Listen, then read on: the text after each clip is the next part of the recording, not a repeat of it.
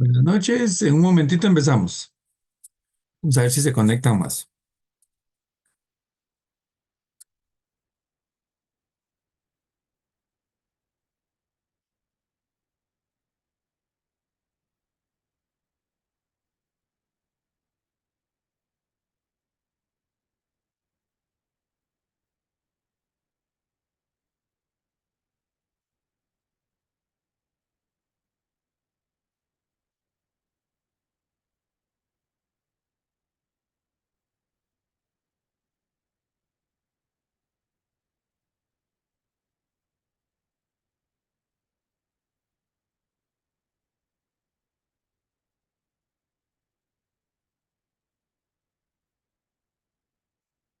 Bien, vamos a empezar porque ya no creo que ya no se van a conectar más.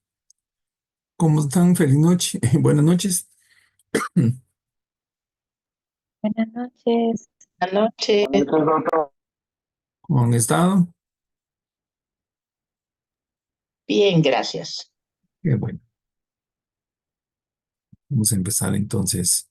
Hoy nos tocaría la sesión 2 de nociones de psicología.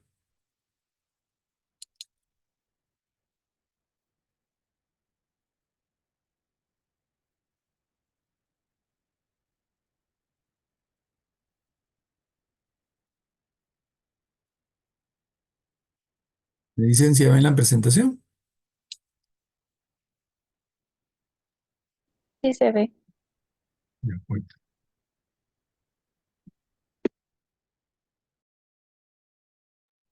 Bien, empecemos pues. ¿Se recuerdan que la semana pasada vimos a Víctor Frank y vimos una normativa general de lo que era psicología? Hoy vamos a ver a el psicoanálisis de Freud y vamos a ver también a eh, la terapia centrada en el cliente de Carl Rogers. Voy a compartir. Ese es el famoso Víctor Frank, así como perdón, Sigmund Freud, así como les presenté la foto de Víctor Frank. Aquí les presento la foto de Sigmund Freud. Él siempre con su cigarro o su puro habano en la mano. Y les cuento que él murió de cáncer pulmonar. Eh, Freud se le considera el padre de la psicología. Él era médico, psiquiatra, hipnólogo, y él trabajó toda su teoría del psicoanálisis. Él platicaba que en los años, en 1924, cuando ya estaba para terminar todo su proceso, su enseñanza, él explicaba más o menos en el año 1924 que su teoría la partió en dos. La primera parte de su teoría fue de 1895 a 1907, donde desarrolló todo los conceptos de inconsciente, preconsciente y consciente. Y una y sus mejores obras relacionadas en esa época fueron los estudios sobre la histeria y la interpretación de los sueños. Y del 1907 en adelante, él elabora o trabaja en todo lo que son los conceptos de la personalidad del yo, el superyo y el ello. Y sus libros importantes serán Introducción al Narcisismo y Más allá del principio del placer. Entonces él trabajó dos aspectos y entre esos dos aspectos pues fue desarrollando toda la terapia psicoanalítica, que fue la primera terapia en crearse como tal y de a raíz de Freud, todas las terapias que existen, unas vienen en apoyo a Freud, en apoyo mejorado, en contra de Freud. El punto de referencia de la psicología va a ser siempre Sigmund Freud. Por eso se le considera el padre de la psicología. El eje central de la teoría, ¿se recuerdan que de Frank su eje central eran los valores y el sentido de vida? En el caso de Freud, el eje central de su teoría es el impulso, que él le llamaba pulsión. Y él definía el impulso como una fuente de energía motivadora de la conducta hacia buscar ese el fin motivacional o pulsional que consistía en reducir la tensión para llegar al placer a través de ese objeto pulsional. Él hablaba que todo el organismo, toda la personalidad estaba basada en pulsiones, en impulsos, en instintos. Y él hablaba principalmente de dos tipos de pulsiones. La más conocida, la pulsión de vida o eros, de ahí viene la palabra erótico, que son pulsiones organizadoras y unificadoras, se refieren a impulsos sexuales y a impulsos de autoconservación. Y habla por primera vez la palabra tánatos, tanatología, pulsiones de muerte, que estas pulsiones de muerte lo que tienen es a reducir las tensiones, retornando el organismo al estado inicial. Voy a poner un ejemplo. Voy por la calle caminando tranquilo y de repente se chocan dos carros enfrente de mí. Y entonces yo me pongo nervioso. Ahí es donde aparece esa pulsión de muerte de Tánatos. Me pongo nervioso y lo que busca Tánatos es que yo reduzca esa ansiedad para regresar al momento antes de que pasara ese accidente. Mal llamado pulsiones de muerte, pero fue el nombre que le dieron, pero es reducción de estrés para que la persona se mantenga siempre en el principio del placer. ¿Estamos claros? ¿Alguna pregunta? Vamos a ver en una hora 3 semestres de Freud. Vamos a reducirlo lo más que se pueda. No hay ninguna pregunta. Yo sí, experto, ¿por qué él une impulsos sexuales con los de la autoconservación? Parecerían que son dos cosas diferentes, o por lo menos me lo parece a mí sin tener todo el contexto psicológico, ¿verdad? Una de las críticas que se le hacen a Freud es que él todo lo basa en el aspecto sexual. El aspecto sexual va a regular la vida del ser humano en forma positiva. Ya vamos a ver en algo más adelantito las fases psicosexuales. Y él habla que todo lo que genera ansiedad, tensión, va a reducir ese impulso sexual. Es un poquito complicado ahí. Que repito, es la crítica que se le han hecho a la teoría. Pero más adelantito, que veamos esto de las pulsiones sexuales, que creo que lo vas a entender mejor, Rosy. La pulsión eros, esa es también conocida como líbido, la palabra líbido, y se explica como la cantidad de energía utilizada por los instintos en relación a todo aquello que es susceptible de ser comprendido bajo el concepto del amor, generalmente, principalmente el amor sexual.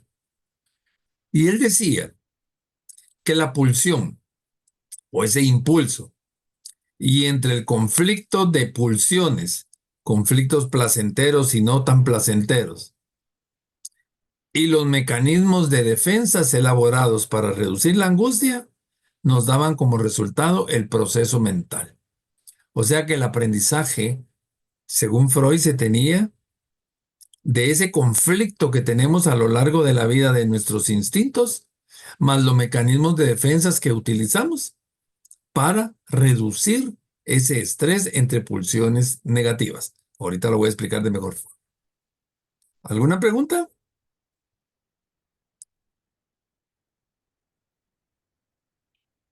Bueno, entonces se recuerdan en la primera fase de la teoría de Freud, él hacía un análisis de la estructura de la personalidad y él definía que el ser humano dentro de sus pensamientos, sus grados de conciencia,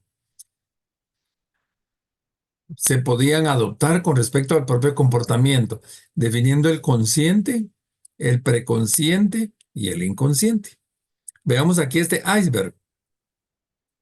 Un pedazo de hielo, la parte más grande del hielo está abajo del vaso, perdón, abajo del agua.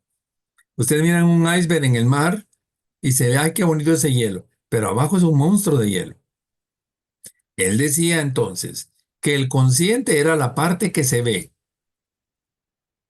El preconsciente es como la sombra, lo que está en la orillita de la línea, y el inconsciente, toda la parte profunda del ser humano.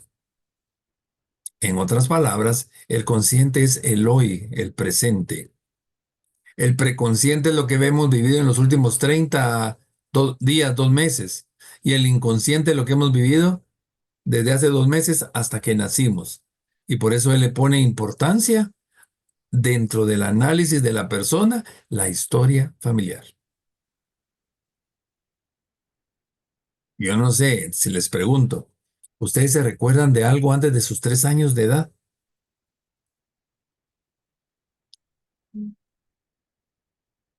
¿Alguien que se acuerde de algo de antes de cuando tenía menos de 3 años de edad? ¿O cuál se...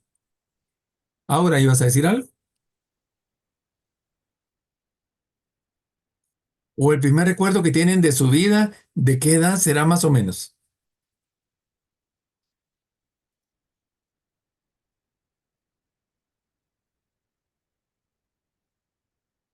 ¿O alguna etapa de su vida que han bloqueado, que no se quieren recordar o no se recuerdan? Yo recuerdo perfectamente desde los 4 años, pero por ahí tengo un par de recuerdos borrosos pequeños que sé que son antes de los 4 años, pero no, Ujú. tal vez de 3 y medio, no sé, pero son cositas pequeñas, no así un Pero gran fueron recuerdo. cositas que en Son algún momento te... momentos, ¿Perdón? momentos, nada especial en realidad. Ajá. Pero esos Pero momentos te han ayudado a tu proceso mental. Por ejemplo,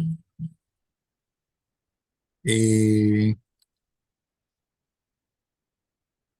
yo creo que no nos recordamos cuando, cuando no, todavía no avisábamos para ir al baño.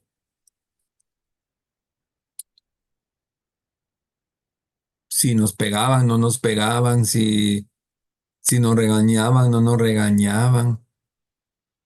Tal vez cuando teníamos 5 años nos recordamos de esas situaciones de, de nuestro control de esfínteres, pero hoy tal vez ya no, porque son cosas que ya no son tan significativas y entonces las mandamos al mundo del inconsciente. A mí me pasa mucho que, por ejemplo, personas con las que yo he tenido alguna situación dificultosa, como yo soy de no guardar cosas, no soy rencorosos, se me olvidan, pero se me olvidan las personas. Es mi mecanismo de defensa, seguramente que lo mando al inconsciente. Un día me encontré a una señora, ¿qué tal está? Me dice, bien, gracias. ¿Se recuerda de mí? No. Ay, todavía no me ha perdonado. ¿El qué, señora?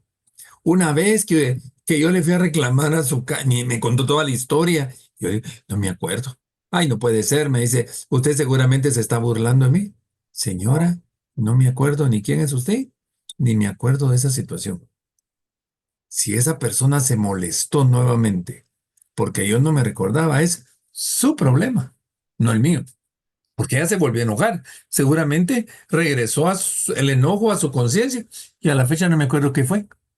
O a lo mejor se confundió, no sé. Entonces nosotros en algún momento bloqueamos situaciones, las mandamos al inconsciente, pero ahí las tenemos guardadas y aparecen o regresan al preconsciente en determinada situación. Las personas que están en proceso terminal empiezan a ver a todos sus familiares. ¿Por qué?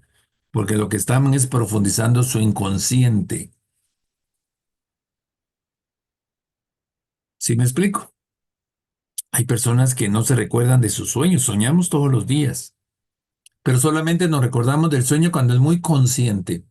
Pero cuando ese sueño es tan inconsciente, está en ese proceso de profundidad tal, ni nos recordamos que soñamos. Sobre eso trabajó mucho él en cuanto a la interpretación de los sueños.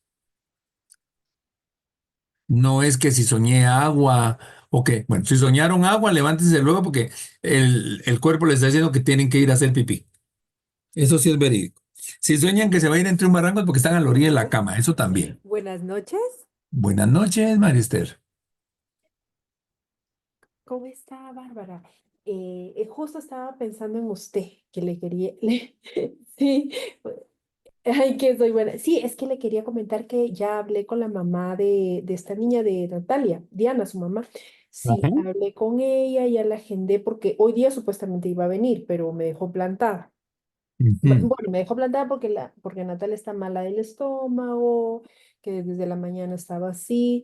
Entonces sí tomó sus medicinas de lupus en la mañana después de tanto tiempo porque no las ha querido tomar, que ya sí las tomó en la mañana, pero que estaba mal, pero la agendé el martes, o sea, mañana y el viernes y le entrego resultados el día lunes. María Esther, ponga mute, está escuchándose en la clase. Ajá, sí.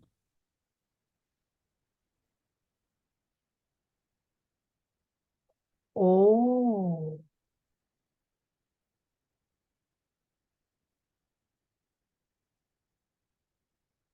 Perdón, María Esther,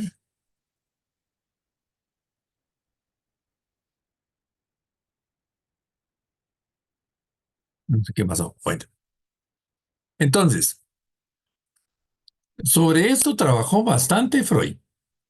¿Tienen alguna duda de esto? Bueno, luego, en la segunda parte, Freud viene y va a hacer una estructura de la personalidad y va a hablar de los conceptos del ello, que también se le llama id, el yo, o que le llaman ego, y el superyo o superego. Y el resultante de la confrontación de estas dinámicas se establece la conducta de la persona. Entonces veamos qué es el ello o el id. Esta es la fuente de energía pulsional y se rige por el principio de placer o la descarga inmediata de la atención y se caracteriza por la irracionalidad y la impulsividad. Es el impulso. El ello o id representa la pasión. Este se forma desde que el niño nace y es lo que se llama temperamento. Para los que tenemos más de dos hijos o más de un hijo, recuérdense cuando eran bebé, uno se quedaba dormido y ni hacía ni ruido. En cambio, el otro hasta se ponía rojo, verde y de todos colores para llorar. Es el temperamento, es el impulso de la persona, es su id, que se forma desde el principio y se mantiene en nuestra vida hasta el último momento que vivimos. Me voy a ir al superyo y después regreso al yo. El superyo o superego es la instancia moral represora que mueve a la persona en búsqueda de la perfección. Y la misión del superyo es lograr que la conducta se adapte a lo socialmente establecido. Sus funciones son de autoobservación, de conciencia moral, de censura onírica. La palabra onírica es sueño, censura de sueños, y es la influencia principal en la represión. Representa la moral, las normas. Y entonces este superyo se forma a partir de los 10 meses más o menos. El id, el que vimos anteriormente, es interno. Este superyo me lo transmite la sociedad. Mi mamá que me regaña, mi abuelita que me consiente, eh, el clima, y yo como que me van formando. Y me empiezan a formar desde los 10 meses de vida más o menos, que empiezo yo a tener una conciencia formal y esto va regulando mi conducta en mi actuación. ¿Sí estamos? Y regreso al yo. El yo también empieza a formarse a los mismos 10 meses, que es un papel regulador entre el instinto y las normas. Y es adaptar todo eso a mi realidad. Es una parte del superego modificado por la influencia del mundo exterior y aspira a sustituir también el principio del placer o instintivo por el principio de la realidad. Representa la razón y la reflexión. Y la psicoterapia, según Freud, va a surgir cuando hay un desequilibrio provocado entre el superyo y el ello, y por tal motivo el yo no puede actuar. Entonces veamos esto.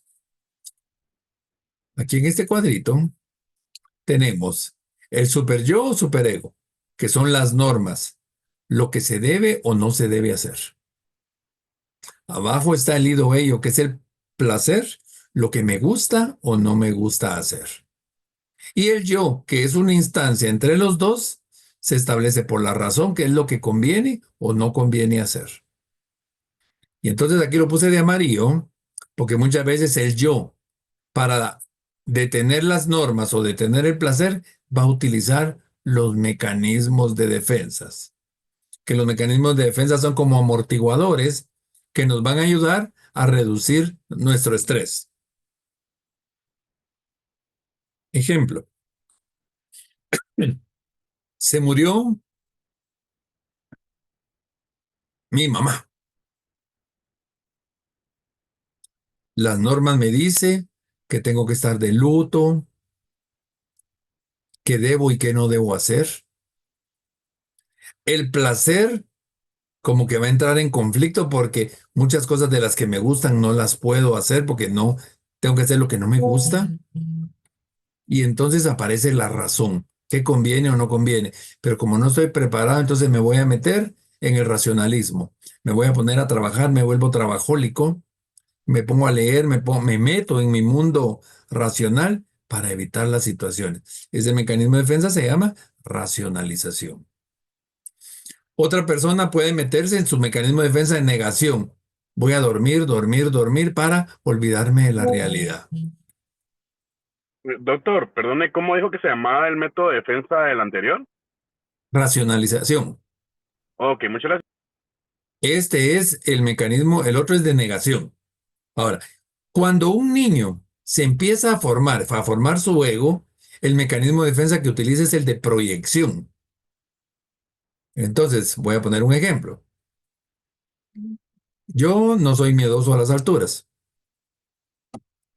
Mi hermano era muy miedoso a las alturas.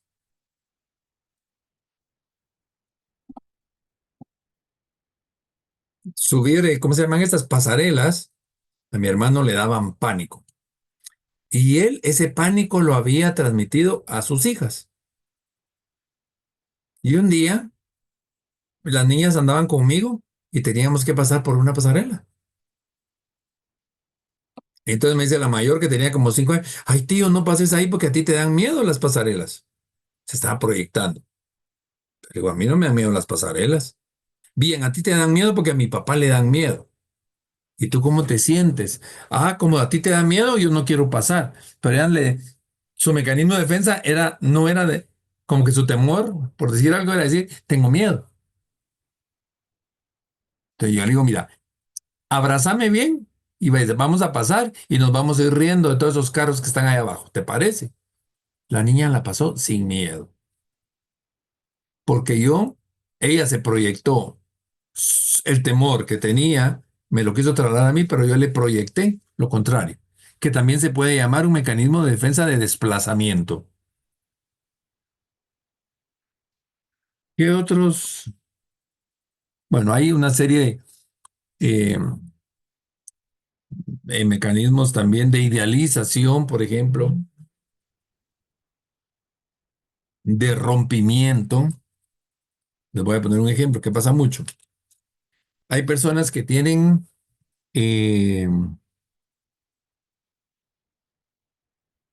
como ciertos signos, ciertas creencias, que si hay una mariposa negra grande en la pared es porque alguien se va a morir. ¿Han oído eso? Sí. Y entonces, llego yo a mi casa y hay una mariposa negra. Mi ello se va a poner nervioso. Yo voy a decir, ay, Estuardo, no seas miedoso, déjate charas. Y entonces va a venir mi ego y va a decidir, mato ¿cómo se llama? A la mariposa, me pongo a llorar para ayudar, para apoyar a mi ello, me pongo súper crítico. Entonces, como yo, ¿qué es la realidad? Lo que voy a averiguar si tengo gente enferma. Por supuesto que no voy a entrar a llamar a toda mi familia. Miren, alguno de ustedes está enfermo. Y me van a preguntar por qué. Es que hay una mariposa negra aquí en mi casa. Entonces entraría yo en conflicto. ¿Sí me explico?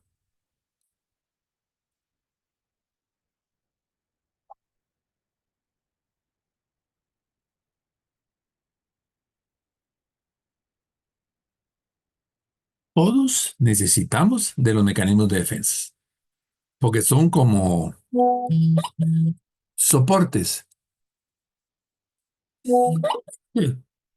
Son como soportes para tranquilidad de mi, ¿cómo se llama? De mi personalidad. Permítanme, solo voy a contestar un correo que me están preguntando.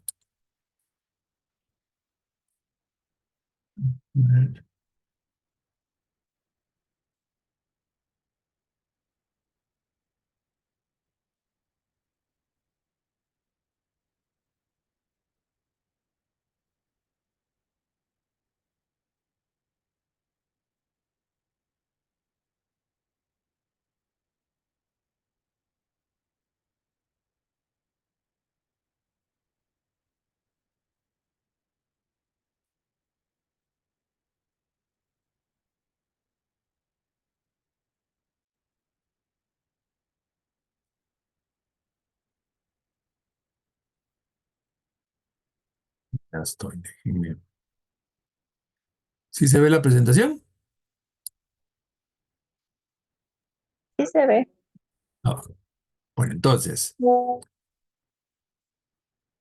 ya que se hizo ese análisis, entonces ahora viene lo que en algún momento me estaba preguntando Rosy sobre el aspecto sexual. Y Freud viene y dice que el ser humano pasa por una serie de fases psicosexuales. Y él va a hablar de las etapas del desarrollo y las va a dividir en estadios o estadios.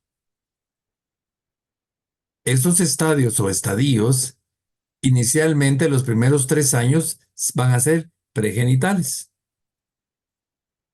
y los va a dividir en tres. Freud decía que el objeto pulsional, que después va a ser sexual, pero la pulsión del niño, el placer, el displacer, lo va a identificar con la boca. El primer año se le llama la fase oral. Y en ese año es que se forma la seguridad o inseguridad del ser humano para el resto de la vida. Les voy a poner el ejemplo. A ver, mamás y papás que tengo por acá. ¿Qué es lo primero que hacían ustedes con sus niños cuando estaban llorando que eran bebecitos de menos de un año?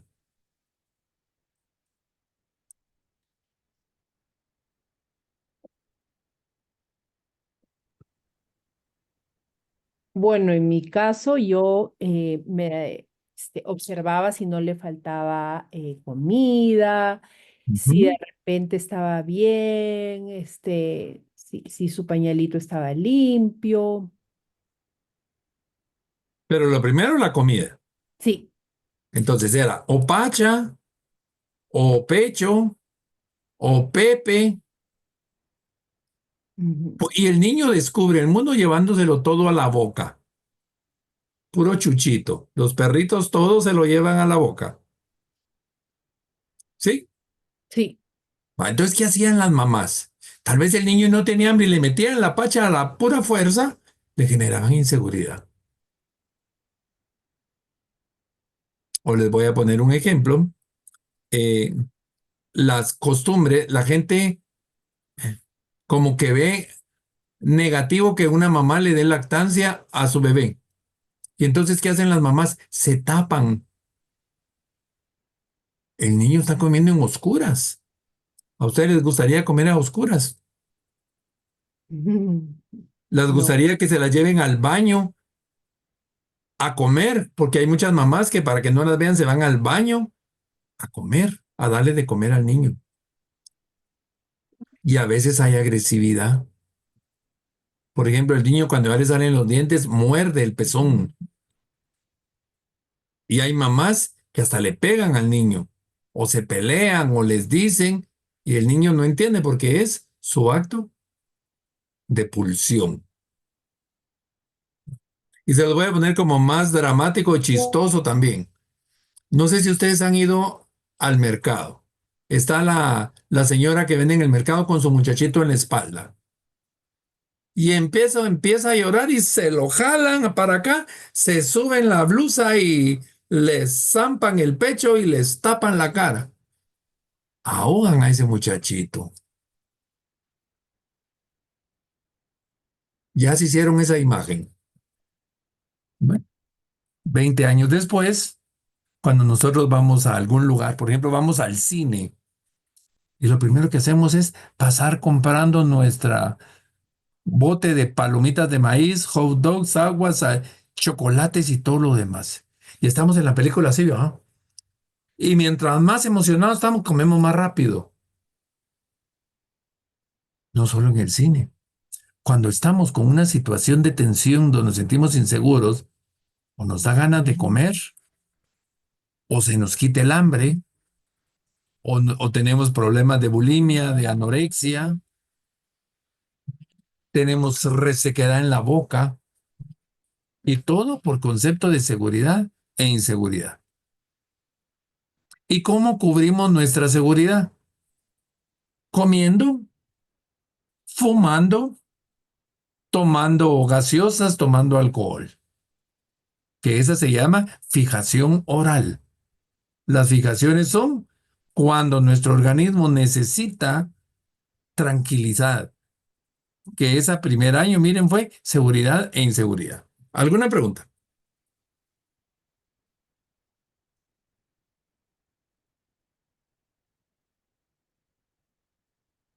¿Preguntas? Vamos al segundo año. El segundo año, el acto pulsional se pasa a los esfínteres. Aquí habla de fascia anal, pero es toda la parte excretora, anal uretral, donde el control del niño es hacer pipí o hacer popó. Porque en ese primer año, como que les tenemos que enseñar a los niños a que avisen, a que controlen. Y entonces aquí vamos a generar confianza, desconfianza. Y las mamás son más protectoras con las niñas que con los niños. Bueno, el niño tiene ganas de hacer pipí, en cualquier lado lo puede hacer. Pero si la niña quiere hacer pipí, que la cargan, que la no sé cuánto, la supercubren.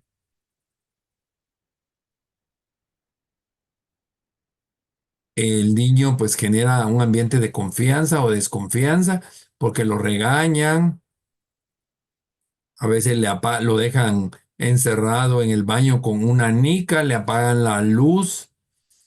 Y entonces no solo hay problemas de seguridad e inseguridad, sino que también problemas de confianza y desconfianza. Nena, usted no se tiene que sentar en ningún baño. Y miren, las programan de tal forma, a tal extremo, que una mujer es raro que vaya, digamos, vamos a irnos de aquí a Puerto Barrios, que son 380 kilómetros. La mujer puede llevar ganas de hacer pipí, pero se aguanta hasta llegar a Barrios. O a lo mejor va a ir al baño y en eso mira que el baño está sucio y se le quitaron las ganas por arte de magia, porque le generó desconfianza. En cambio, uno de hombre, como lo han controlado menos, pues el hombre es como más libre. de cumplir con sus funciones excretoras. 20 años después, ante un momento de desconfianza,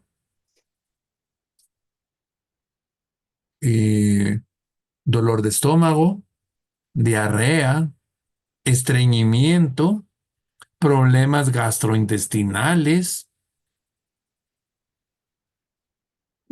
etcétera. ¿Sí les hace sentido lo que estamos platicando?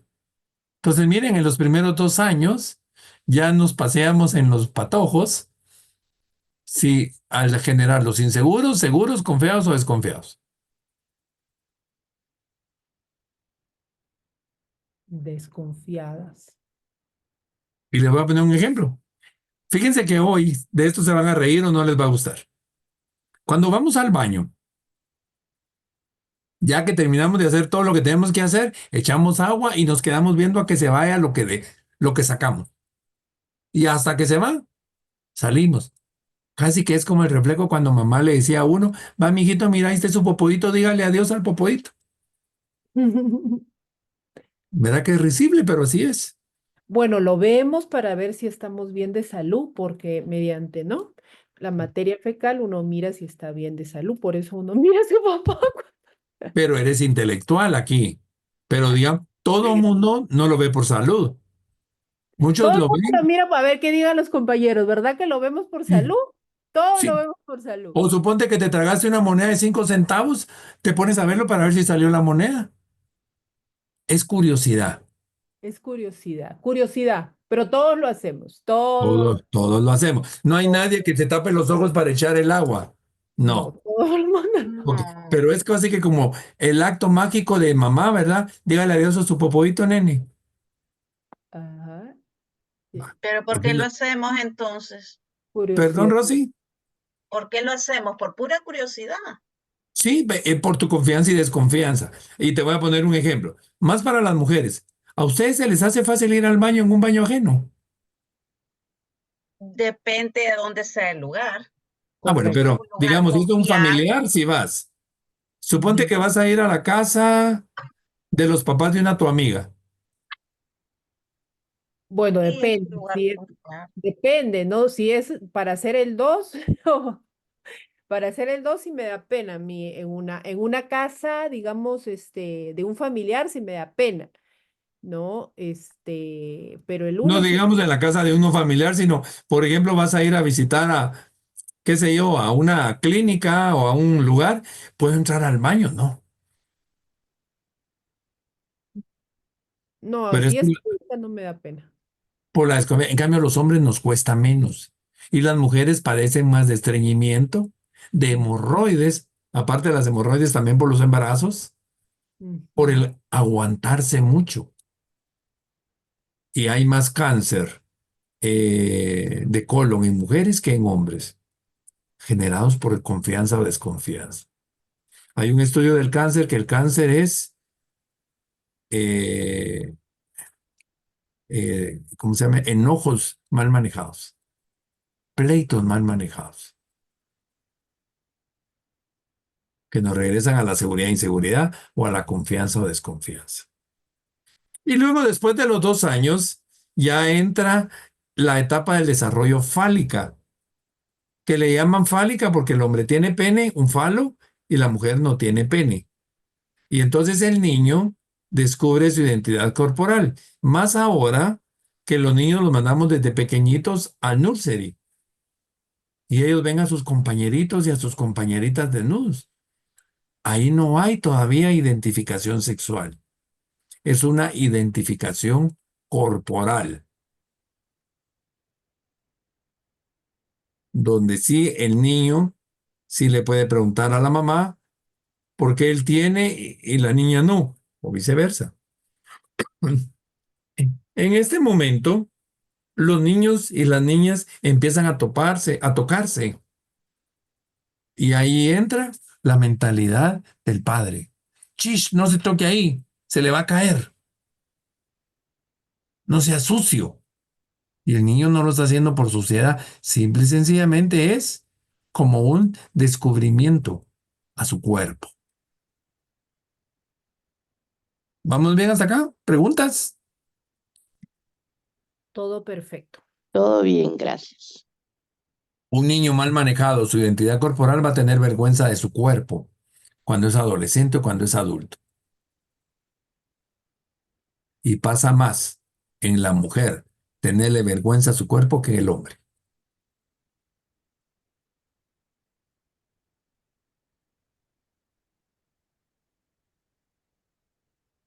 El niño puede ir al baño solo, la niña tiene que ir acompañada de mamá.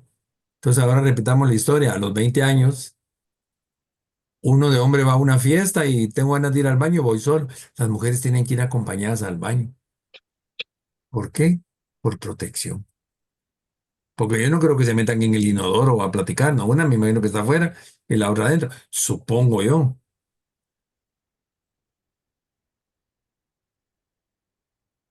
Pero sí, el misterio de por qué a las mujeres les gusta ir juntas al baño y a los hombres nos estorba ir acompañado de alguien. ¿Sí me explico? Nos estoy poniendo a pensar. Ok. Miren, Muy, Freud es más complicado, mucho más complicado. Se fijaron que a Frank se los expliqué en media hora. Con Freud me voy a dar la hora. mm, ¿Dudas hasta acá? No, Bueno, sigamos pues. Luego va a venir un estadio o estadio del complejo de Edipo. ¿Saben quién era Edipo? Bueno, si no les cuento la historia. Edipo es una fábula del mundo griego. Edipo fue a un oráculo, un lugar de adivinanzas, y le dijeron que él iba a matar a su padre y que se iba a casar con su madre. Ante ese susto, Edipo salió huyendo, creo que era de Tebas. Años después, como estoy usando 20 años después, digamos 20 años después, permítanme por favor que es una actividad de la oficina.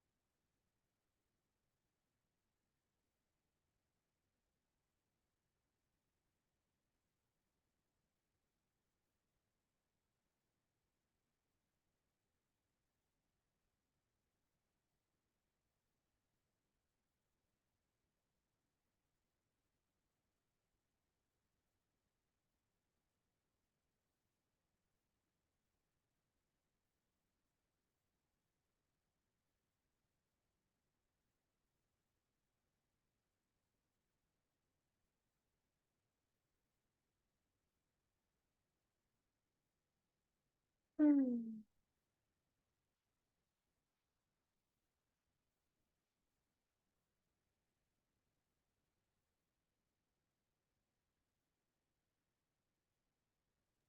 Perdón ustedes que estoy en la organización de mi evento de mañana, que porque les cambiamos la fecha. Pues me están viniendo todos la gente de la República y están llegando a la casita donde se van a quedar y viendo lo de los buses y no sé qué más cosas para mañana. Pero ahí vamos. Entonces, les estaba contando la historia de este Edipo. Entonces Edipo, 20 años después, regresa a Tebas y se le atraviesa un señor en el camino y lo mata. ¿Quién era? Su papá. Y conoce a una mujer, se casa con ella, se enamora de ella, se casa con ella y es su mamá. Cuando él se entera de esto, él se pica los ojos y se queda ciego. Esa es la historia de Edipo, que fue rey, dice Edipo rey. Freud lo asocia con la ceguera del niño con respecto a su papá y a su mamá, que ahorita se lo voy a explicar.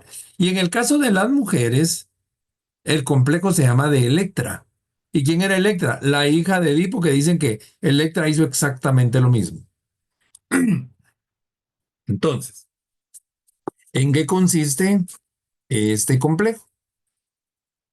de Edipo. El niño compite con su papá y se enamora de su mamá.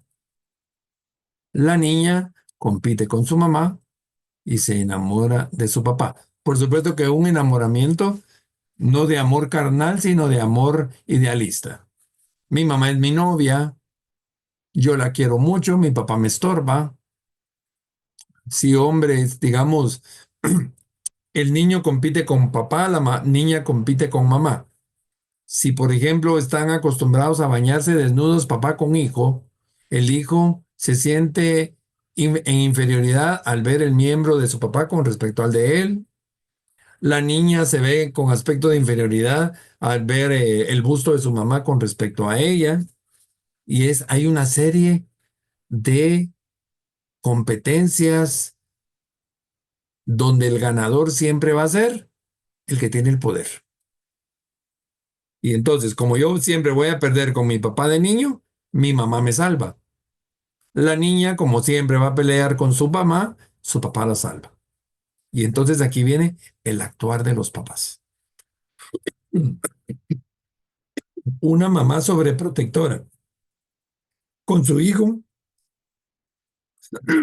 lo va a volver inseguro, lo va a volver desconfiado, le va a quitar su identidad corporal. Este estadio del complejo de Edipo viene a botar los estadios anteriores. Y en estos primeros dos estadios o estadios, los pregenitales y estos, es donde se forma la neurosis del ser humano. Aquí yo ya puedo ser neurótico. 20 años después. Uno de hombre busca a una mujer muy igual o muy diferente a mamá para que sea mi novia o mi esposa. Una mujer va a buscar a un hombre muy igual o muy diferente a papá para que sea su novio o sea su esposo. Muy igual cuando yo me llevaba a la perfección con mamá. Muy diferente si mi mamá entraba en conflicto conmigo. Y entonces esto me ayuda a establecer mi relación en la adultez. Y en el caso de una persona homosexual, que el homosexualismo aquí todavía no está formado, el homosexual, pensemos en un homosexual hombre, va a buscar a un hombre muy igual o muy diferente a papá, y una mujer homosexual va a buscar a una mujer muy igual o muy diferente a mamá para tener una relación. Y si nos ponemos a analizar nuestras parejas que tuvimos de novios o novias o de esposos o de esposas, tienen alguna característica muy en común. Y si lo revisamos más, tienen una característica muy común con respecto a mamá o a papá. Y entonces toda la relación del adulto surge principalmente de esta área. ¿Alguna pregunta?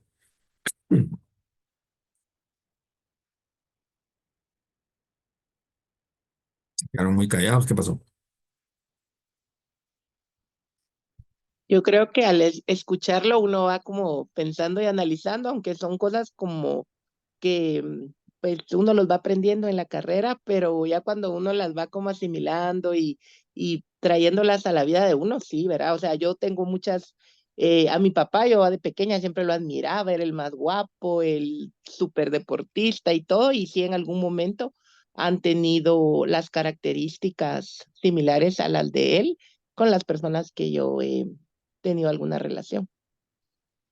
Y no solo la relación, digamos, tu jefe de trabajo es muy igual a tu papá o muy diferente a tu papá, entonces tú te llevas bien con tu jefe o te llevas mal. Tus maestros. Y hacemos toda nuestra asociación y todo eso es inconsciente.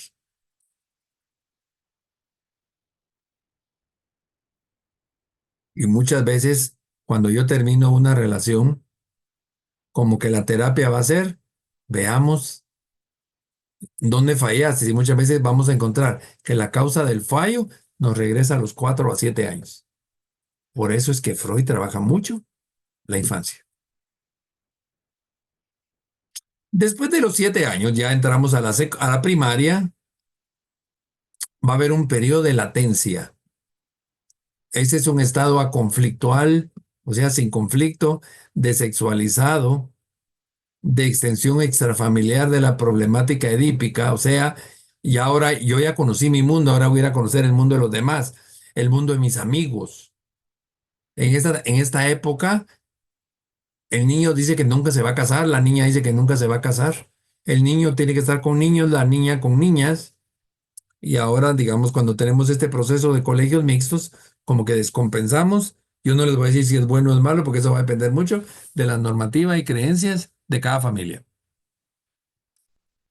Pero yo voy a venir y voy a comparar. Puchica, mi mamá es gritona y la mamá de mi cuate solo risa es, pero yo no he estado cuando la mamá de mi cuate está enojada y a lo mejor es más gritona que mi mamá. Pero yo idealizo o desidealizo a mi familia en función del mundo en el que estoy alrededor.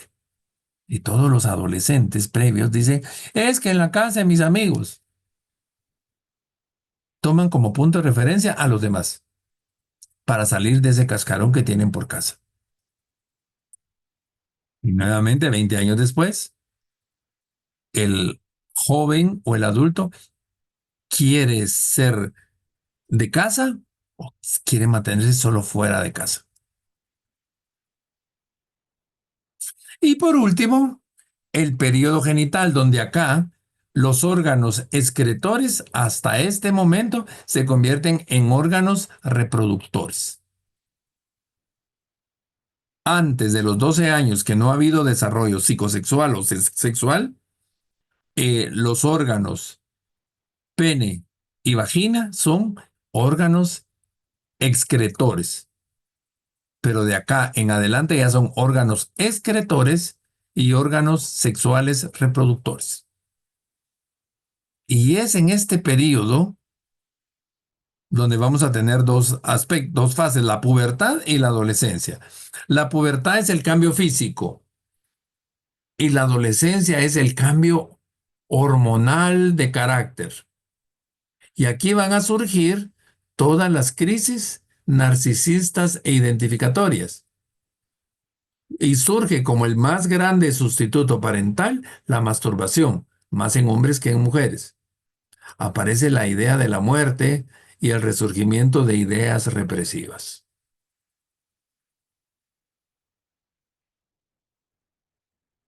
Y entonces, dependiendo de la educación que se vaya dando en cada fase, así va a actuar.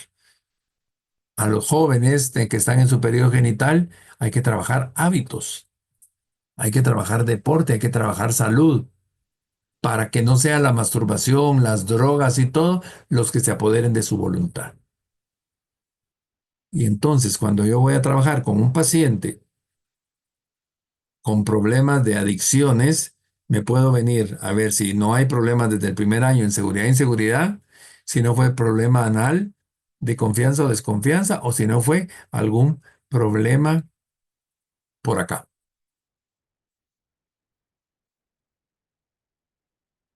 El homosexualismo aparece más en el área genital, pero unos primeros como indicios de homosexualismo pueden venir en el complejo de Edipo, no resuelto. Bueno, y ya les conté de Freud. Preguntas, por favor. Pero ¿Qué les parece? cómo se resolvería el complejo de Edipo y Electra adecuadamente? Por ejemplo, ¿tú tienes hijos, Rosy? No, Eduardo. No. Recordemos ¿tú cómo te llevas con tu papá o con tu mamá? Mm, he sido más unida con mi mamá que con mi papá. ¿Y de niña también? De niña pequeñita, era bien unida con mi papá. Pero algo pasó para que te desprendieras de tu papá. Sí, mi papá cambió, se puede decir. Mm. ¿Y me lo puedes decir en qué cambió? Mm, pasaba más tiempo trabajando y llegaba estresado del trabajo, de mal carácter, entonces como que ya, Pongámosle una palabra. ¿Le tuviste miedo o te decepcionó? yo creo que era más miedo en ese momento. Y entonces al tener miedo, buscaste la protección de mamá. Ujú. Sí, se Ahora, puede decir. cuando vas a tener una pareja, vas a buscar a alguien muy igual a papá o muy diferente a papá. Yo quisiera que fuera diferente. Quisieras, pero en la realidad han sido iguales. En la realidad han tenido algunas características similares, sí. Y entonces, No siempre, pero muchas pero veces. sí, pero digamos como para verlo, porque no lo vamos a ahorita en terapia, pero la idea, hay una Ujú. característica en común que buscas en estas parejas similares a tu papá. Voy a suponer, pues no sé, puede ser de que tú te sientas con alguien así de carácter y todo, protegida, y te vuelvas tal vez codependiente. Estoy suponiendo. Y estás muy cómoda ahí hasta que aparece esa persona que te protege y todo, que se pone a trabajar, que no llega, entonces vienes y en ese momento chocas porque se te hace la imagen de tu papá. Y se puede repetir el cuadro tuyo de lo que pasaba con tu mamá y tu papá. ¿Sí me explico? Sí. Por ejemplo, en mi caso, mi papá y mi mamá, mis dos abuelos fueron militares. Mi papá quería que mi hermano y yo fuéramos militares, pero nunca cuadró eso con nosotros. Mi mamá nunca tocó el tema de militares. Y yo creo que por eso yo soy muy humanista. Mi mamá, ella fue enfermera, trabajó como enfermera toda la vida, dio clases en enfermería, etcétera. Era mi complemento. Con mi papá yo chocaba mucho. Teníamos el mismo carácter. Mi hermano era el consentido de mi papá, pero chocaban también. Y mis hermanas adoraban a mi papá, pero mi papá murió joven y entonces mis hermanas se quedaron a la deriva. Como un cuadro nos viene a armar todo. ¿Sí estamos? Entonces, en algún momento yo tengo que ver un análisis, digamos, una persona que se ha casado y divorciado 3, 4 veces. Analicemos cuáles son las situaciones erráticas de esa de su relación, que a lo mejor van a coincidir todas. Entonces regresemos un poquito más atrás para ver si hay influencia de mamá o de papá en esa situación. ¿Sí estamos? ¿Preguntas? ¿Qué les parece Freud? La terapia con Víctor Frank es más rápida que con Freud. Mm, Maristel, ¿vas a decir algo? Sí, me quedé pensando en lo que dijo Estuardo acerca de los homosexuales, ¿verdad? Porque ya se conoce que los homosexuales nacen así, no es que se hagan. No, no hay ningún estudio de genética. Ahora, me voy a meter un poquito a parapsicologías orientales. Ujú, Pensemos tú, María Esther, que quieres tener una niña y le vas a poner a la niña de nombre Julita, Julia. ujú, Y desde, ay, mi Julita, y te sobas el vientre, y Julita, y cuando vengas, y que te voy a comprar tu vestidito, y tú te predispones a tener una Julia, y nace Julio. Le ujú, mandaste mensajes parentales de Julita a Julio. Y pensemos que estabas casi que súper identificada que iba a ser mujer y toda la ropa era rosada, aunque ahora la ropa ya no, pero antes se recuerdan, rosada niñas, celeste niños, pero ujú, no te acostumbrabas a comprar ropa blanca o amarilla porque estabas empecinada en que fuera una niña. Entonces los mensajes parentales ya están. Y nace la nenita, perdón, el nenito, con sus rulos y es medio canchito y todo, y le dejas crecer el pelo. Ay, tan bonito tu pelo, puro pelo de nena. Entonces ahí sí vas formando al niño. Pero no hay ninguna prueba de área genética que venga de homosexualidad, sino que son mensajes así subliminales parentales. A no ser que el niño ya traiga, ¿cómo se llama? Cromosomas masculinos y femeninos, que sea hermafrodita, por ejemplo. Claro, pero Ahora, a lo largo, suponte, a la hora de cambiar al bebé, puedes estimularlo sexualmente cuando lo estás bañando o lo tocaste, y entonces todo eso se va transmitiendo. Son estudios. No hay, te repito, no hay nada. Muchos dicen que nacen, pero no hay ningún estudio de la genética porque han analizado cuerpos, mentes y todas las demás cosas. Y dentro del mundo ese de la genética, ¿cómo se llama ese mapa? Uy, se me fue el nombre. Bueno, ese mapa ¿cómo se llama? Genético, no hay ninguna diferencia entre hombre, mujer, homosexuales. Pero sí, muchas veces un homosexualismo puede darse entre los 5 años, porque hay muchos niños que han sido violados o abusados sexualmente. Ujú. Eso sí pasa mucho. ujú, O niños, yo he tenido pacientes, tuve a un muchacho homosexual, que él no quería ser homosexual, y cuando nos pusimos a analizar, él comentó en sesión de que él había visto a sus papás teniendo intimidad. Y estaban en el aspecto orgásmico donde había como cierta violencia de parte del papá para la mamá. El niño todo lo vio y se le fijó en la mente. Y cuando él llegó a su periodo genital, que quiso tener relaciones sexuales, se le venía a la mente el que tener sexo era lastimar a la mujer.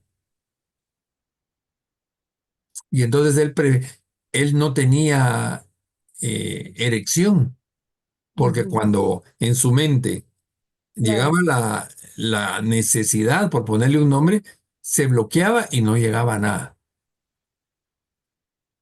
Se va muy bien con mamá, conoce a un muchacho, el muchacho tiene relaciones con él, lo penetra, él se siente agredido y se sintió complacido como mujer. Pero entraban todas sus normas, su superego de que no tenía que serlo. Entonces, por ponerte un caso de ese tema. Aunque recuérdense que hoy la gente o muchos ya no toman el homosexualismo como un trastorno, sino que es una preferencia de vida. Ujú. Pero yo he conversado con muchos amigos homosexuales y sí, ellos me han dicho que muchos de ellos han tenido una infancia normal, ningún tipo de trauma, y sin embargo ellos siempre sintieron que eran diferentes. Así, pero esa diferencia la hacen en ese periodo anal. ¿Usted piensa que sí hay un tema ahí de que se quedan como atrapadas en un periodo? Sí, Ujú, porque por ejemplo, recuérdense que los hombres y las mujeres tenemos hormonas masculinas y femeninas. ujú, Es muy normal, perdón que me meta en este tema de terapia, pero creo que es importante para ustedes. Por ejemplo, es muy normal que un hombre le toque las nalgas a otro hombre o que se metan mano, como se dice vulgarmente. ujú. Y eso no se vea normal, porque es como mi parte femenina la que aparece. Ahora, hay un estudio un poquito duro, yo no estoy muy de acuerdo con ese estudio, pero una persona es alemán que él dice que la masturbación es un acto homosexual, porque el hombre o la mujer está teniendo sexo consigo mismo, o sea, un hombre al momento de masturbarse está teniendo relación sexual con un hombre y eso lo convierte en un acto homosexual. Pero eso ya es como muy represivo, Mm. como una forma muy conservadora de trabajarlo. Pero sí, está en la mente y también ahorita nos vamos a meter al concepto de los millennials, la generación Y y todo eso, como que ahora es más perceptivo el tema. Ujú. Antes no se hablaba de ese tema. Y hoy ya no es tanto el problema de homosexualismo, sino el bisexualismo. ¿Sí? Sí. ¿Alguna pregunta más? Metiéndolo a la tanatología. Ujú. Una pérdida, ¿a dónde me puede llevar? Una pérdida de pareja, una pérdida de papá. Puede ser que la pérdida de mi mamá o de mi papá me lleve a regresar a esto, ¿no? Al aspecto oral. Seguridad, inseguridad, dejo de comer. O a problemas gástricos. O a encerrarme en mi complejo de Edipo, encerrarme otra vez. O regresar a un periodo genital de Ujú. exceso o de ausencia de actividad sexual, etcétera. Esta jovencita que le comenté que fue adoptada y a los 12 años, 13 años pierde a su mamá adoptiva. ¿Se acuerda que no sé, me acuerdo si Sí, le... que tenía problemas de conducta sexual. Sí, adicción a la pornografía, pero lo cierto es que a los 13 años pierde a su mamá adoptiva y se va a vivir con otra familia y esa familia muy rígida, muy estructurada, ¿no? Y ¿cómo se llama? Y descubren, digamos, que ella tenía una adicción a la pornografía por el historial de la computadora y todo esto. Pero ahorita acabo de terminar hablando con mi jefe y mi jefa me dice, no, mira, fulanita, pues como tiene un tema ahí psiquiátrico y todo eso, yo le digo, no, nada que ver. Yo pienso que no hay nada psiquiátrico, no, nada, nada, nada, sino que utiliza la pornografía como una forma de afrontamiento al aburrimiento, a la falta de cariño por parte de su familia adoptiva, porque de verdad que la familia, y hay un duelo no trabajado, pues, porque a los 13 años, ahorita tiene 16 pero a los 13 años muere su madre adoptiva. Y fue un momento bien difícil porque la madre adoptiva dormía junta, dormía con la nena, pues dormía con ella. Y en la mañana siguiente había fallecido. Ya era una señora grande, Ujú. ¿no? Ya, y sí, pues fue un golpe terrible, ¿no? Fue un golpe terrible. Cuando me lo comenta la chica, ahora en la actualidad que tiene 16 años, ella llora, me dice, sí, le extraño bastante porque ella era muy cariñosa conmigo. ¿No? Y sí, con esta familia sí es muy distante todo, ¿no? Todos son como normas, reglas, ¿no?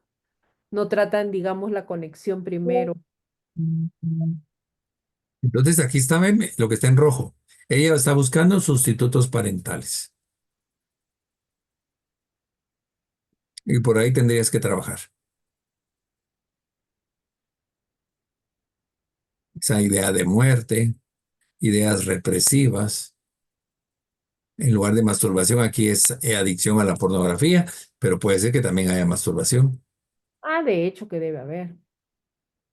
relaciones sexuales tal vez, etcétera. Sí, también, también. Y esas relaciones sexuales serían como una venganza a un estadio de complejo de Edipo no resuelto. Ujú, Bonito caso tienes. ujú, Bonito caso de trabajar. Pobre la chica. Debe ser un caso muy duro. ujú.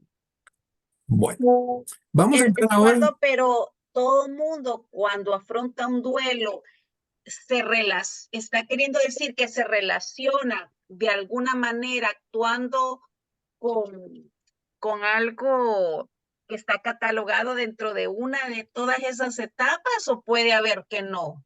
Puede ser que no, pero según Freud eso es. Según, Ok. según Víctor Frank sería, perdiste sentido de algo. Ok.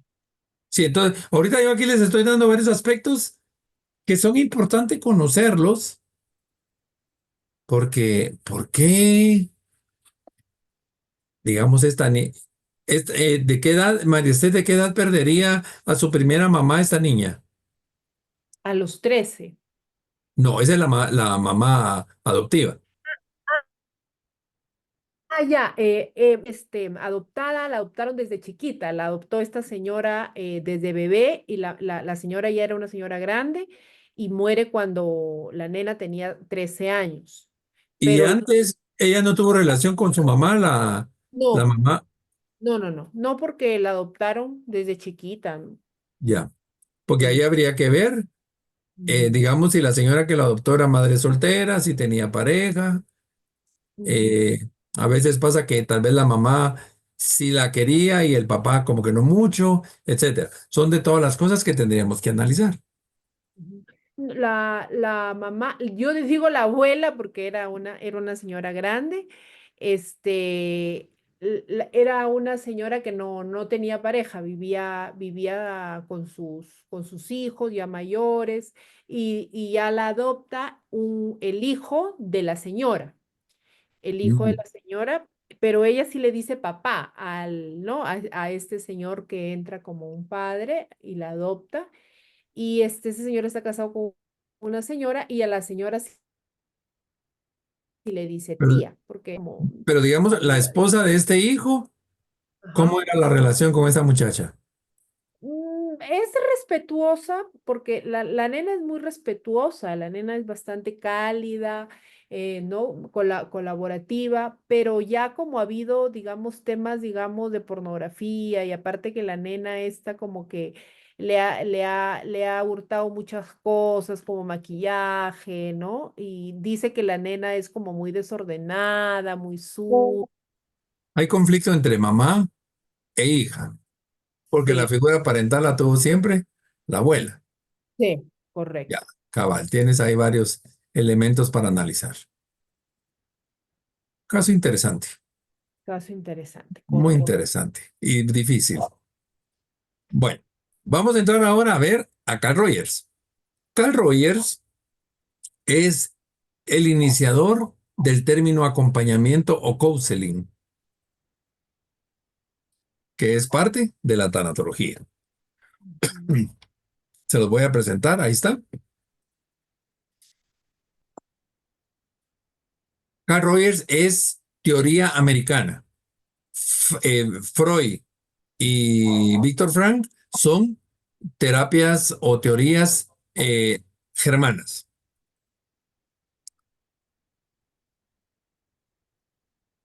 Este Carl Rogers trabaja el modelo fenomenológico o llamado también la terapia centrada en el cliente. Él no le llama a los pacientes, sino les llama clientes. No los considera enfermos. ¿Qué es la fenomenología? Logos es tratado, tratado de los fenómenos. Este es un movimiento cultural que se caracteriza por centrar el objetivo en el estudio de la experiencia subjetiva de la persona y del significado que ésta le atribuye a los eventos de la realidad. Para los que son guatemaltecos, ayer tuvimos la revolución, la conmemoración de la revolución del 20 de octubre, 80 años. Primera vez que hacen un evento con tanta pompa y con tanta cultura. ¿Por qué se hizo eso? Porque el papá del actual presidente es producto de la revolución. Cambió la democracia de Guatemala a raíz de la revolución de octubre. Y entonces esto es significativo para Bernardo Arévalo y también apareció el hijo de Jacobo Arbenz, Vilanova. Los dos estuvieron en este evento. Que si se lo preguntamos a una persona que no tuvo nada que ver en el mundo de la revolución, digamos, si yo fuera presidente, yo tengo más o menos la misma edad de Bernardo. Si yo fuera presidente, yo no hubiera celebrado la revolución de octubre, porque a mí la revolución de octubre no me dice nada. Entonces, ¿qué me dice? ¿Por qué? Mis dos hermanas, mi hermano y yo, comiendo lo mismo, nos trataban más o menos igual, estudiábamos más o menos en los mismos colegios. ¿Por qué los cuatro éramos diferentes? Por el significado de vida. Y entonces Carl Rogers decía que las personas, su significado de vida estaba armado por 4 elementos. La concepción holística, ya vamos a ver cada cosa. La palabra holística es íntegra general, el ser individuo sano, la prioridad al objeto y la comprensión de las personas.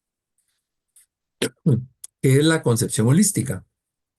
Son las experiencias subjetivas y de cómo la persona se percibe a sí misma. ¿Sí? ¿Hay alguna persona que oír marimba le da tristeza, a otros que no?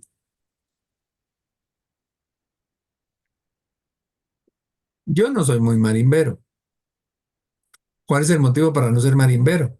Mi papá, yo me recuerdo que él pasaba oyendo marimba sábado y domingo todo el día. Y en ese entonces se recuerdan, bueno, ustedes no son tan grandes como yo.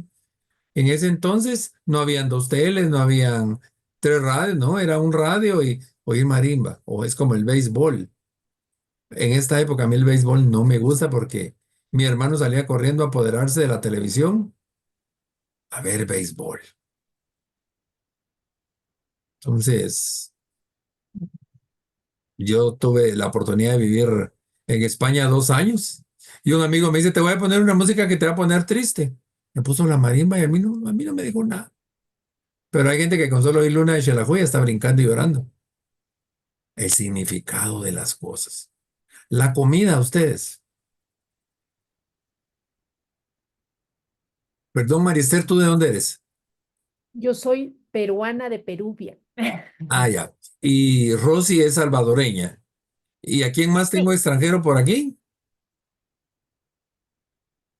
Hay alguien que es tico, ¿verdad? Un compañero que tenemos. Sí. Va, entonces, si yo a ustedes les hablo de fiambre, saber qué es eso. Pero ahorita aquí en Guatemala, el fiambre es un plato tradicional para el 1 de noviembre. Sí, lo he escuchado. Y para mí tiene un gran significado. Porque yo me recuerdo, cuando yo voy a comer fiambre, ahora ya todas mis tías ya solo quedan 2, pero mi familia se juntaban a picar todo lo que se tenía que picar y más que comer el fiambre, el símbolo de la elaboración de todo eso. Entonces hoy, mi mamá murió hace 7 años, pues como fiambre, me recuerdo de ella y todo, pero el significado ¿qué es? Una experiencia. La vida en el colegio. ¿Cómo fue mi vida en el colegio? Si fue gratificante, adoro a mi colegio. Si no fue gratificante, no le encuentro sentido a mi colegio, etcétera. Son esos momentos significativos. Esa es la concepción holística. Y según Carl Rogers, toda mi patología, aunque él no habla de patología, y todo mi crecimiento va a ser en función de esa concepción. También él habla de que todas las personas somos sanos. ¿Quién es una persona sana? Aquella persona que es creativa, en pleno funcionamiento y que tiene necesidad de desarrollar su potencial. Cuando estamos trabajando con enfermos terminales, en lugar de esperar a que cuando les toca, mejor trabajemos creatividad. Y en la creatividad se pueden desarrollar varias cosas. Mientras yo soy creativo, soy sano. Sí, me gusta. Yo tengo amigos que me dicen, yo no sé por qué vos das tantas clases. Yo me siento feliz dando clases. Hay personas que vienen y son felices cocinando. Y ahí tenemos a la abuelita que se está que ya se duerme, que le duelen las piernas, pero le dicen, abuelita, haga frijolitos. Y ella por cocinar se le quitan los males. Ese es el individuo sano. La prioridad al objeto es interesarse de lo significativo y lo pertinente a los problemas más que el método. ¿Qué es significativo para ti? Y qué no es significativo. Y ahí es donde aparece el concepto de pérdida o de duelo. donde el duelo es pérdidas significativas. Y luego viene la comprensión de las personas, que es lo más difícil. Aquí, más que predecir o controlar la conducta, es comprender. Entonces, fíjense que Carl Rogers, él no utiliza pruebas psicométricas, él no hace comparaciones entre la gente buena y mala, sino es comprender a la persona. Y entonces, me llega un drogadicto una vez caminando por el lago de Atitlán, Panajachel. Me encontré a una persona que yo conocí de joven. ¿Qué tal? ¿Cómo estás? Y nos pusimos a platicar. Y entonces yo, dentro de mi concepto de que este es un vago, está tirado ahí hippie vendiendo chuncherailitos, fumándose su marihuana y todo. Le digo, mira, ¿y no te cansas de esto? El que no tengas nada que ver. No, me dice, yo vivo más tranquilo que vos.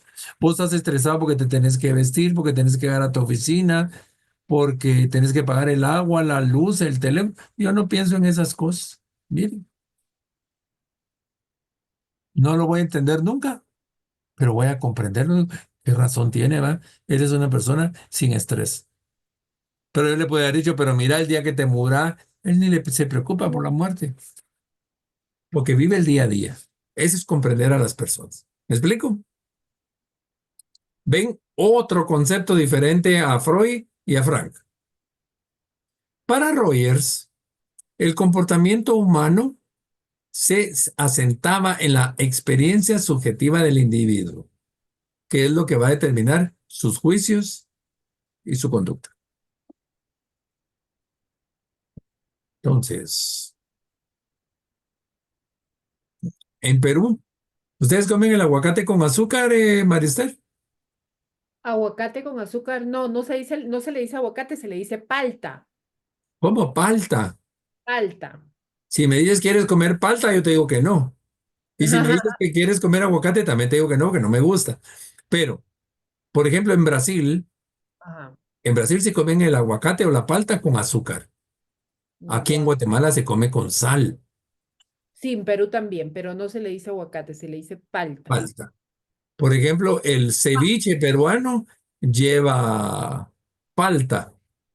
Lleva palta, Aquí el ceviche de acá no lleva palta, lleva tomate. lleva tomate. Entonces va a depender de las experiencias.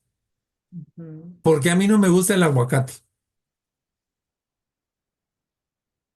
Mi mamá era muy de animalitos, tenía una jaula grandísima con aves y a todos les daba aguacate. Entonces me sentía pájaro, me sentía no sé qué animal de esos.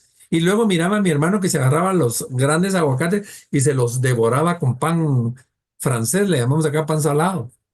Ujú. Entonces yo decía, o me siento ave o me siento marrano comiéndome eso, y le perdí el encanto.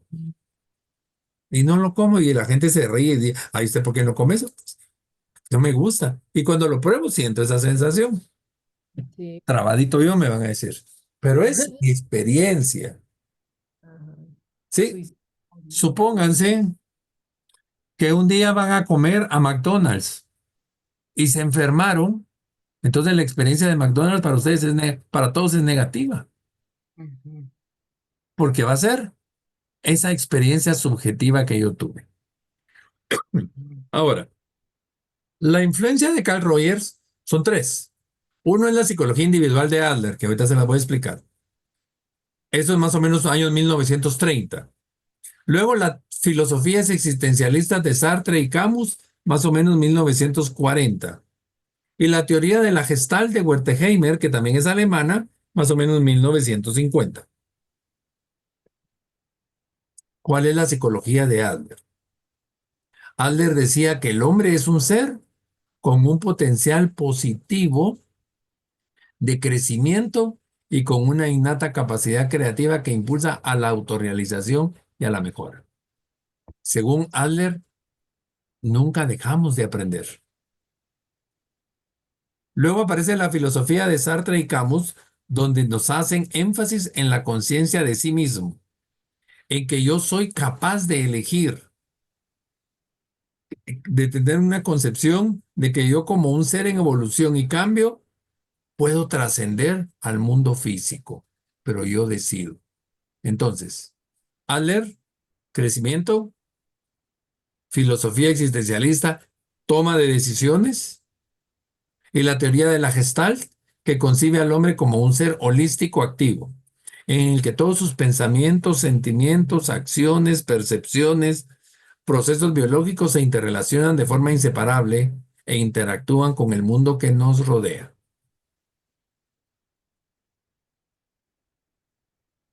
Ayer, domingo, fui a hacer unos mandados y pasé comiendo a un restaurante pequeño y en una mesa estaban sentados dos coreanos, dos negritos y dos indígenas. Y cuando yo paso por ahí, mi pensamiento, ¿y estos de qué hablarán? En lugar de decir tan chula que se miran estas tres parejas, yo, ¿estos de qué hablarán? Mis creencias, que cada raza tal vez es diferente. Por supuesto que no me afectó, pero mi pensamiento fue eso lo que vino. Otra persona hubiera dicho, un racista hubiera dicho, uy, un humanista, ¡hala, qué bonita esa relación entre esas seis personas! Pero, ¿qué dice mi pensamiento? Nos ponemos a ver una película, a algunos les gustó, a otros no les gustó. ¿Qué es? ¿Cómo estoy viendo yo las cosas? Y aquí, nosotros como terapeutas, mucho cuidado con comprarnos las historias de nuestros clientes. ¿Qué quiere decir eso de copiar, de comprar la historia?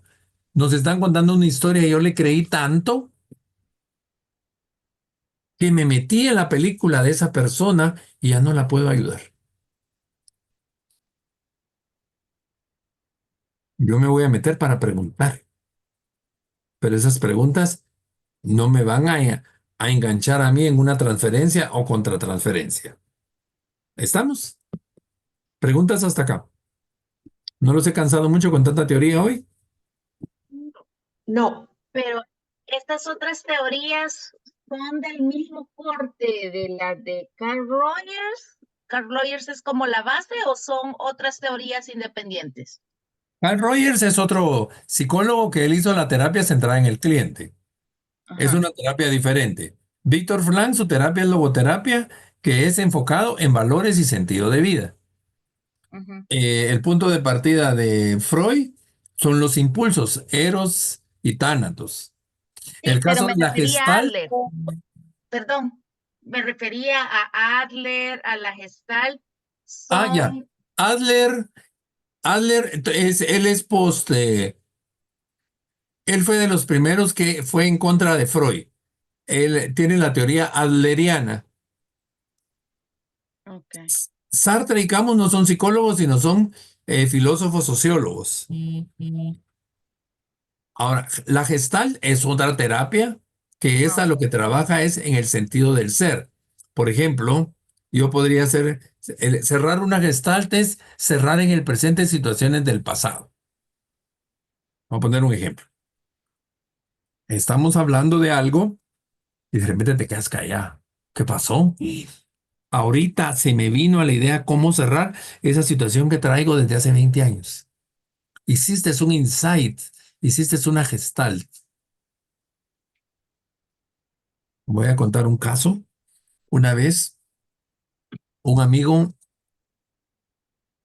lo engañó su esposa y la descubrió en acción.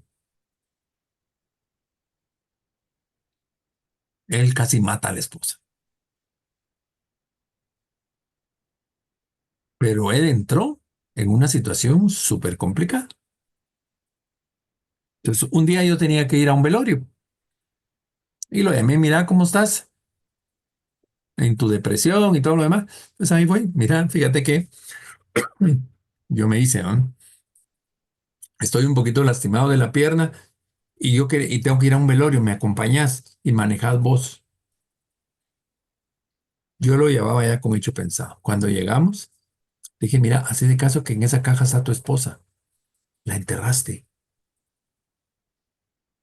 Se metió tanto él en este mundo que él lloraba más que todos los que estaban ahí velando a la persona.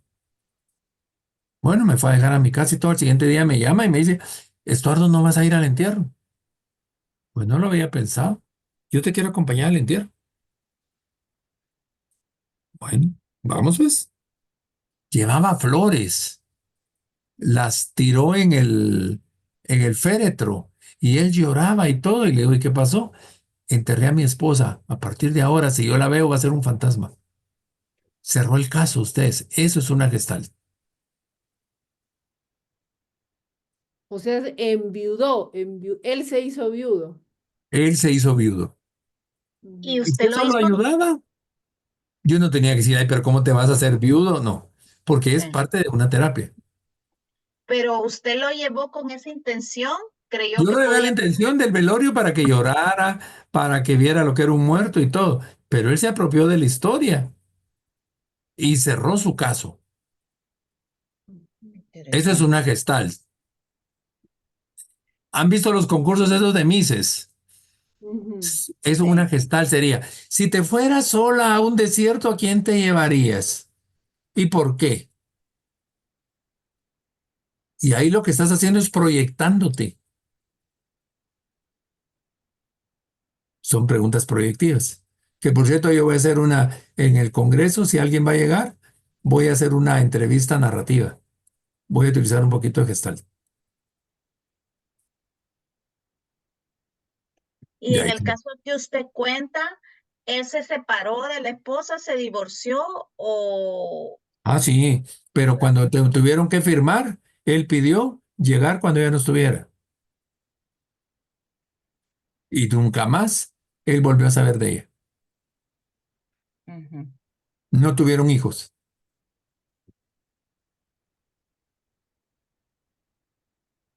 Muy polar, ¿no? Sí, sí, pero sirve. A veces la Gestalt, se te murió tu perrito. A ver, platiquemos con el perrito. El último módulo que yo traje con ustedes de apoyo y acompañamiento tanatológico, vamos a usar la silla vacía. La silla vacía es una especie de Gestalt, Ujú. pero no se adelante, faltan como 6 meses para eso. Solo se los adelanto para que. Estuardo, y vamos a también trabajar con enfoques de nueva generación, de la nueva, ¿cómo se le dice? Terapias alternativas, la terapia de aceptación y compromiso, la terapia, ¿cómo se le dice esta terapia? Aceptación y compromiso, la terapia, ay, Dios mío santo, se me fueron. Una es la de aceptación y compromiso y la otra es la terapia. Ay, Dios mío, se me fue. Van encaminadas mucho a conductismo. Ajá. No las vamos a trabajar directamente, pero sí vamos a ver algo de conductismo. Ah, ok. La terapia narrativa también es muy bonita para aplicarla Yo utilizo mucho la terapia narrativa. Sobre eso trabajé mucho en mi doctorado. La terapia narrativa que te ayuda porque vas narrando y vas sacando esos pensamientos, sentimientos. Mira qué significaba eso que dijiste es que pateaste es una piedra, por poner un ejemplo, Ujú. y le vas encontrando sentido. Yo trabajo mezcladas y la que más uso es Víctor Frank, Carl Rogers, terapia de acompañamiento, eh, y ahí voy narrando. Y cuando es apoyo de acompañamiento tanatológico, pues tengo que meter también en algún momento aspectos espirituales. Ese es Claro. mi estilo. Bueno, sigamos pues. ¿Qué factores importantes nos habla Rogers? Él dice que el organismo, el cuerpo, es el lugar donde se originan todas las experiencias, tanto las internas como las externas. Dentro del cuerpo están las sensaciones, las emociones y afuera están todos los estímulos. La experiencia es la capacidad para percibir, para procesar y para organizar toda la información, que al principio de la vida está estrechamente unida a mis sensaciones corporales. Por ejemplo, ¿cómo descubro yo que el calor quema? Acercándome la mano a la estufa. O también me puede quemar el frío, toquen el hielo, agarren un pedazo de hielo y les quema también. Entonces, si a un niño les dice me quemé con un hielo, fue porque él jugó con un hielo y no podemos decir, ah, eso es mentira, hombre.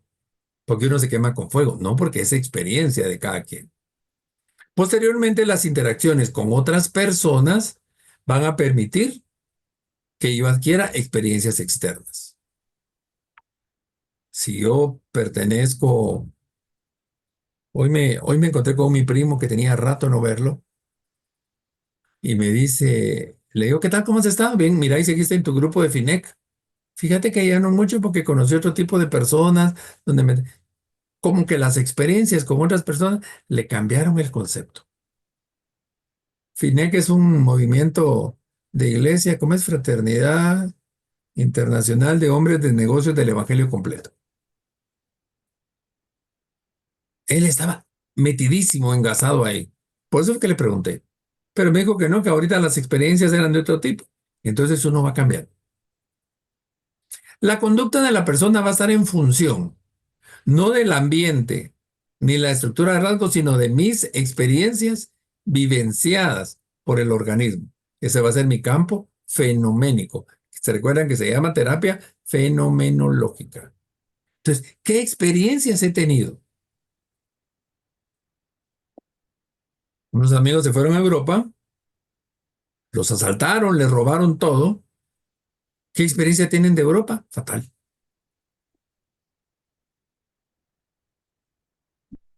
Otros amigos se han ido a Europa y vienen fascinados. Me siento con los que les robaron y los fascinados. Hablar de Europa es un mal tema, ¿verdad? Entonces, el yo es concebido como una diferenciación progresiva de ese campo fenoménico, de mis experiencias, en base a la experiencia que he tenido en mi organismo.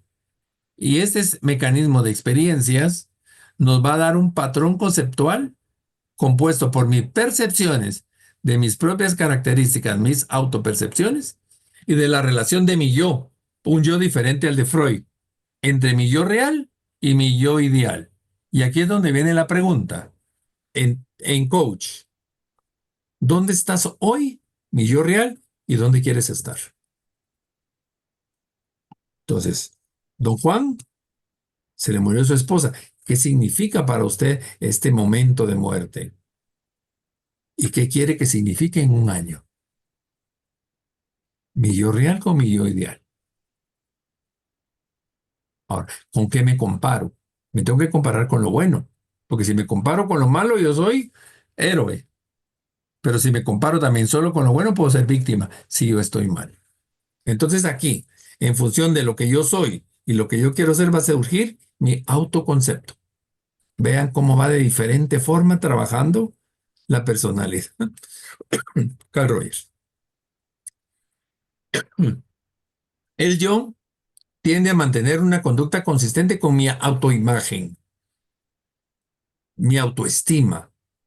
Y la congruencia o incongruencia es la que va a determinar mi ajuste psicológico. ¿Cómo es mi autoimagen? ¿Cómo está mi autoestima? ¿Qué tanto me respeto? Y entonces, en la conformación de este yo, de real a ideal, es el papel, es importante el papel del ambiente, especialmente por las personas de mayor significancia. Una persona que significa mucho para mí se pelea conmigo, me duele más que si alguien se pelea conmigo que no significa nada para mí. O como una persona que significa mucho para mí me ayuda a cambiar, a convertirme a positivo o a negativo. Y una persona que no significa nada para mí no me va a cambiar. Ahora, este yo se va a convertir en una estimación positiva e incondicional, o también puede ser una estimación negativa, con condicionantes que nos va a conducir a las condiciones del valor individual. ¿Qué valor le voy a dar a mi vida? Esta conducta de la persona va a estar en función no de variables ambientales. Bueno, esta ya la habíamos visto, perdón. Los conceptos esenciales ¿se recuerdan? Para Freud eran los impulsos, para Víctor Frank era la trascendencia, eh, la de reflexión, el sentido de vida.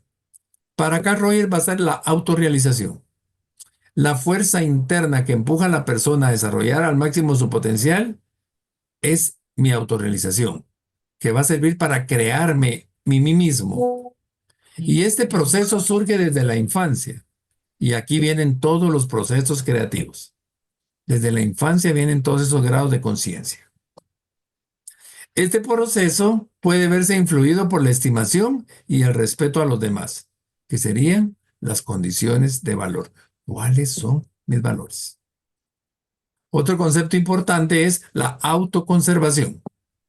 Es importante que la persona esté abierta a nuevas experiencias y la importancia de la retroalimentación constructiva. ¿Cómo voy mejorando? ¿Cómo me autoconservo? Y luego viene la tercera, que es el automejoramiento. Buscar mi yo ideal, aspiración de la persona a perfeccionarse. Y va a surgir la importancia de las metas, los planes de vida.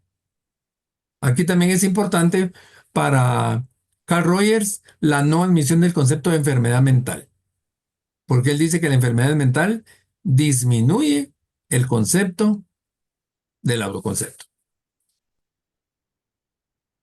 Ya para terminar, el método usado por Carl Rogers es inferencial e intuitivo. Él hace que la persona lleve a su interior las verbalizaciones, la importancia de lo que yo digo. Dicen la palabra tiene poder. El terapeuta tiene que actuar a través de una comprensión empática y una aceptación incondicional del paciente o cliente. Y la técnica primordial que utiliza, bueno, ahí los tres sería la entrevista libre o no estructurada, que es el propio sujeto quien decide qué, cuándo y cómo hablar de su problemática. Y el terapeuta únicamente va a acompañar, va a mostrar apoyo y atención, va a servir de reflejo y va a invitar a la persona a que haga introspección para que se autoconozca, se auto mejore, se autoestime. Y aquí estoy terminando la presentación de hoy. Preguntas, por favor, dudas, comentarios.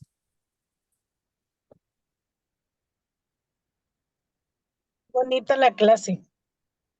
Gracias, Pati. Muy interesante. ¿Usted nos va a dar todo el módulo, Estuardo? ¿De cuál? Del módulo que estamos viendo, me imagino que este módulo es el cuarto. Nociones de psicología. Si ese lo voy a dar yo todo. Ah, ok. La otra semana vamos a ver conductismo, vamos a ver otros aspectos y en la última clase de este módulo les voy a dar una serie de preguntas para que ustedes se preparen para hacer sus entrevistas. Eso, buenísimo. Eso estamos. Luego viene, creo que sigo con ustedes el siguiente módulo. A ver si me aguantan 2 meses. Es sobre cambios, pérdidas. Y luego ya me alejo de ustedes otro y ya me quedaría hasta el penúltimo módulo con ustedes. Perfecto. ¿Cuándo terminamos? ¿Este qué mes es? Este es el cuarto módulo. Faltan 5 módulos. No, Es- este es el quinto. Este es el quinto. Entonces quedaría Autocuido, lo del inicio. tanatología. Sí, es Ajá. el quinto. Entonces falta el sexto, o sea, sería noviembre, diciembre, enero, febrero. Ah, ya falta poco. Por el día del cariño. Y pero ¿por qué saldría de que en el calendario que nos mandaron que la graduación era hasta como en junio? Ah, lo que pasa es de que procuramos que venga Ken, el hijo de Elizabeth Kubler, a los, ¿cómo se llama? A las clausuras. Por eso es. Mm. Pero, y entonces me imagino que él está programado para venir en junio. Ah, ya, está bueno. En junio entonces. Quiero ver aquí. Sí. Pero tú dices junio y ahorita no tengo presente cuál es la fecha de graduación de usted, porque estoy pensando en la graduación ahorita de noviembre, del grupo que termina ahorita, que se van a graduar un día antes del Congreso, aprovechando que Sí, viene Ken. ¿Y cuándo es? marzo. En marzo terminamos y en julio con él es la graduación, pero no tiene fecha todavía. Ah, Lo bueno. que nos mandaron al inicio, lo voy a volver a repostear. Ah, bueno, voy a averiguar porque siempre, si Ken dice que viene en mayo, pues lo hacemos en mayo, pero siempre se les avisa. ¿Y Ah, dónde bueno. es, Estuardo? ¿En dónde es? Lo hacemos acá en Guatemala, Dependiendo, porque ahorita el congreso va a ser en Anacafé. Ujú. Entonces, la graduación la vamos a hacer ahí en Anacafé. Vamos buscando lugares. ¿Dónde queda? ¿En qué zona queda Anacafé? Anacafé queda en la zona, 14. zona 13 y Zona 14. 14. Zona 14 está por la Avenida de las Américas. Ah, ¿Tú muy- conoces Guatemala, Marister? sí, yo ya vivo en Guatemala desde hace mucho tiempo. Ah, por el obelisco más o menos. Ah, ok, pero como vivo en carretera El Salvador, no me voy por allá, solo Ah, por pero acá. de carretera El Salvador bajas de vienes directo por los próceres y ahí está cerca. Me voy a ir con toda mi familia, Ah, entonces. qué bueno. Bien. Entonces, nos vamos quedando por acá. Les Bueno, agradezco su tiempo el día de hoy y nos vemos el próximo martes. claro que sí. Regresamos a Marte, ¿verdad? Regresamos a martes. Sí, hoy era solo porque mañana tengo mi actividad. Está muy bien, muy bien. Bendiciones, buenas noches. Feliz noche. Gracias, buenas Buenas noches. Feliz noches, que noche. descansen. Hasta luego. Adiós.